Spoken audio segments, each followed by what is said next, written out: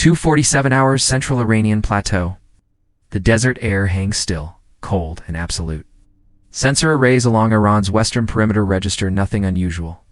Then 200 radar returns materialize simultaneously, screaming east at supersonic velocity. Iranian Air Defense Command, Shahid Maisami Coordination Center, outside Tehran, registers the anomaly at 2 hours 48 minutes and 3 seconds hours.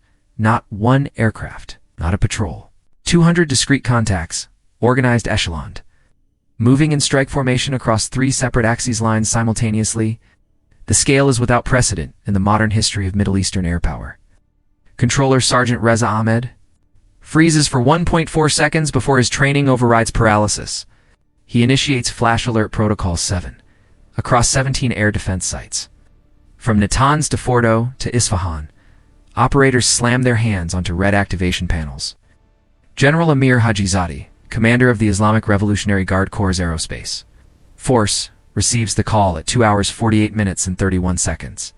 His response is recorded. 4 words. How many did you say? The answer changes everything. At 1:15 hours, the formation had departed. 8 separate Israeli Air Force bases activated simultaneously. Ramat, David Hatzar, Tel Naf, Navatum, Ramon, Ovda, in 2 forward staging positions not publicly acknowledged. The aircraft types were deliberate and complementary.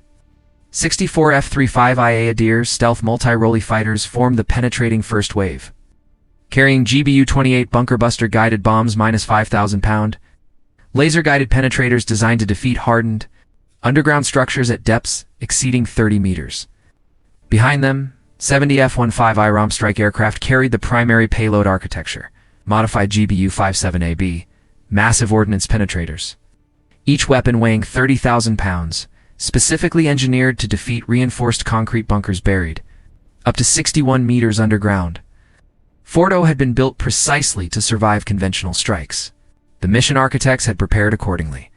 The third wave, 40 F-16I Sufa multi-role fighters carried a GM-65 Maverick Air 2 surface missiles, Popeye cruise missiles with a range exceeding 78 nautical miles,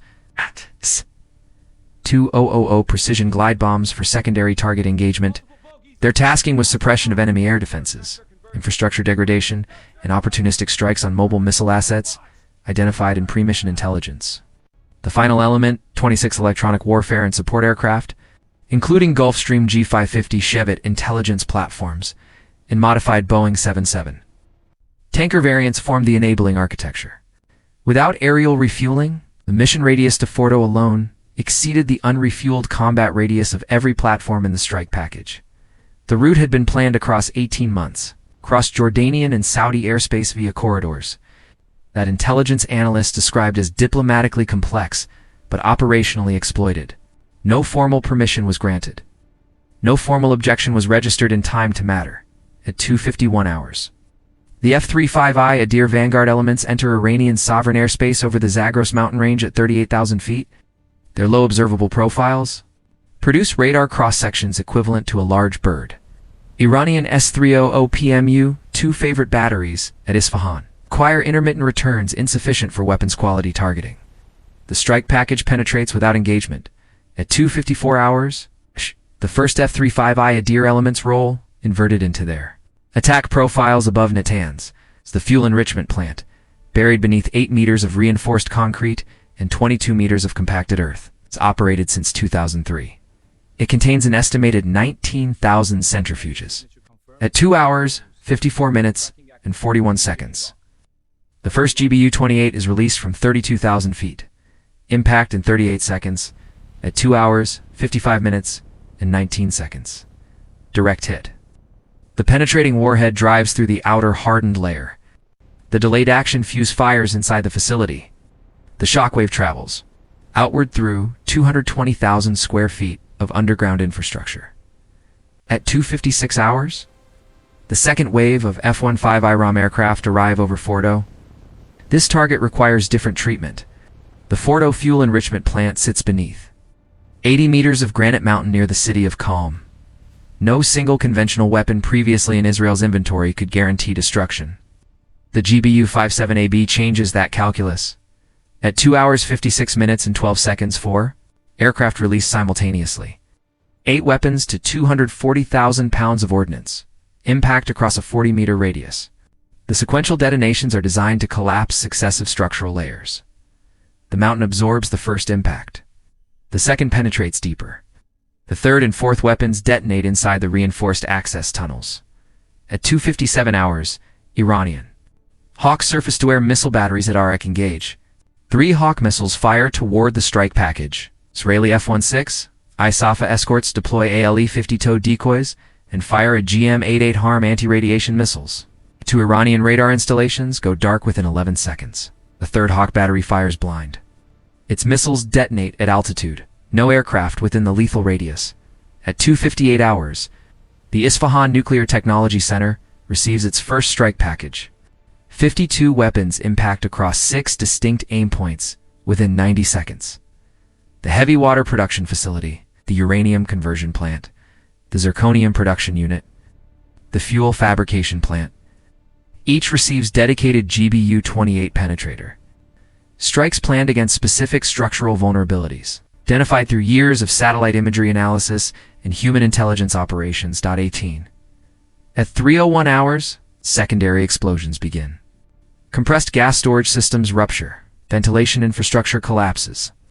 The centrifuge cascades at Natanz, which have survived previous sabotage operations, are now physically destroyed, not disrupted, not degraded. Destroyed. At 3:03 hours. The final elements of the strike package. The F-16I software aircraft assigned to the mobile missile suppression tasking locate and engage. 3 Shahab-3 ballistic missile transporter erector launchers that had been positioned in southern Tehran province. A GM-65 Maverick missiles impact 2 of the 3 vehicles before they achieve launch readiness. The third vehicle launches. Single Shahab-3 ballistic missile arcs upward. It is destroyed 74 seconds later by an Arrow-3 interceptor fired from a battery south of Tel Aviv. At 3:06 hours, the operational window closes. Iranian IRGCF-14 Tomcat interceptors, the aging American-supplied fighters, maintained in limited operational readiness since 1979, scramble from Tabriz Air Base. They are 340 nautical miles from the strike packages. The Israeli aircraft are already aggressing westward at maximum sustainable speed. The intercept geometry is mathematically impossible. At 3 hours, 7 minutes and 42 seconds hours, the first wave of Israeli aircraft crosses back into known Iranian airspace. The duration of the primary strike operations, 11 minutes and 3 seconds. During those 11 minutes, the following transpired. The Natanz fuel enrichment plant's primary underground complex was struck with 47 direct hits across 2 attack waves. The Fordo enrichment facility received 8 GBU-57AB impacts. The first time that weapon system has been employed in combat.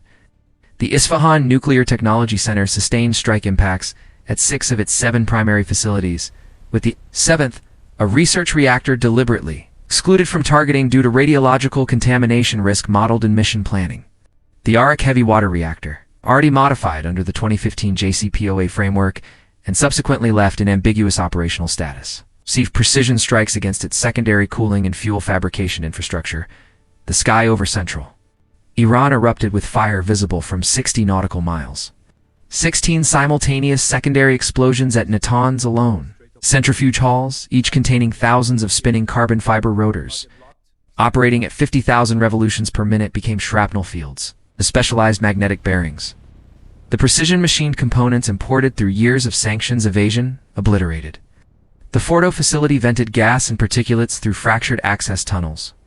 The mountain above it unchanged. The mountain below shattered. Iranian Air Defense Command logged 211 separate radar returns at peak saturation. Their Bavar 373 long-range missile defense system, Iran's domestically produced S-300 equivalent, achieved targeting solutions on 3 aircraft. 3. A GM-65 HARM strikes destroyed to Bavar radar arrays within seconds of illumination. The third radar achieved lock. Its missile was defeated by onboard electronic countermeasures deployed by an F-35I Deer. The missile detonated 340 meters astern. No structural damage. No crew injury. Iranian ground-based anti-aircraft artillery, ZSU-234. Shilka systems and Type 87 SPAAG variants positioned around nuclear perimeters opened fire. Their engagement envelopes were designed for low-altitude threats. The The strike package operated above 28,000 feet throughout. The anti-aircraft fire was visually spectacular. It was tactically irrelevant. At 3 hours, 6 minutes, and 31 seconds hours, the last aircraft cleared Iranian airspace. Total aircraft lost? 0. Total crew casualties? 0. The 3 aircraft that sustained minor shrapnel damage from proximity detonations returned to base under their own power and were assessed as repairable within 72 hours. 14 minutes after the last, Israeli aircraft cleared Iranian airspace. The first emergency response teams reached the perimeter of the Natanz facility. What they found was not damaged infrastructure. It was absence. The centrifuge halls that had taken 22 years to construct and populate gone. The control infrastructure gone. The power distribution network for the underground enrichment complex severed at 7 separate nodes. Emergency generators had activated, then failed as their fuel lines were ruptured by secondary pressure waves from subsurface detonations. Iranian state media went dark for 31 minutes. When broadcasts resumed, the government issued a statement confirming an act of aggression against sovereign Iranian territory. The nuclear program status was not addressed. 2 senior IRGC commanders were photographed being escorted into emergency government facilities. Their expressions were captured on satellite imagery. EROSC constellation coverage that would be analyzed by 17 different intelligence agencies within the following 6 hours. Iranian casualties at the 3 primary strike sites were later assessed at between 140 and 180 personnel, a figure that included military guards, scientific staff on overnight shift rotations, and facility maintenance workers. The precision of the strikes had concentrated effects on underground infrastructure rather than surface areas. Iranian authorities later acknowledged 23 civilian fatalities in adjacent communities, resulting from secondary blast effects, and 1 facility explosion that exceeded anticipated containment parameters. Rescue operations at Natanz recovered 67 survivors from the underground complex through fractured access shafts over the following 22 hours. At Fordo, the structural collapse of primary access tunnels prevented immediate rescue penetration. Engineers assessed that recovery operations would require heavy excavation equipment and a minimum of 96 hours. The tactical lessons were immediate and unambiguous. The Israeli Air Force had demonstrated in a single operational window the most comprehensive application of precision deep-penetrating air power in the history of modern warfare. The simultaneous coordination of 200 aircraft across 3 axis lines, 4 target complexes, and an 11-minute primary engagement window represented a planning and execution achievement that defense analysts would study for decades. The integration of 5th-generation stealth platforms as force enablers suppressing defenses, creating penetration corridors for legacy 4th-generation aircraft carrying the primary weapon payloads, established a doctrinal template that no air force in the world had previously executed at this scale. Strategic ramifications cascaded through regional capitals within hours. In Riyadh, government officials convened emergency consultations with the foreign ministry, privately intelligence. Assessments suggest that Saudi reaction was characterized more by the careful language of studied neutrality than by condemnation. The Abraham Accords framework, already reshaping regional security architecture, provided a diplomatic lattice through which quiet acknowledgments moved. Jordan's airspace had been transited. The question of Oman's awareness remained deliberately ambiguous. In Washington, the administration awakened to intelligence assessments at 3:30 Eastern Time. The geopolitical calculus was immediate and complicated.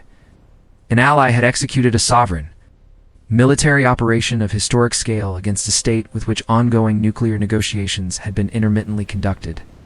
The JCPOA framework, already fragile, already contested, was now moot. The nuclear program it had been designed to constrain no longer physically existed in the form that had made it threatening. The diplomatic architecture had not achieved what 11 minutes of air power had. In Moscow and Beijing, the reactions were condemnatory in language and analytically focused in substance. Both governments understood that the Iranian nuclear program had represented a pressure lever in their respective strategic competitions with the West. That lever had been physically removed. The UN Security Council convened an emergency session within 6 hours. The proceedings were, as expected, paralyzed by veto architecture. The regional calculus for Iranian proxy networks Hezbollah in Lebanon, the Houthi movement in Yemen, aligned.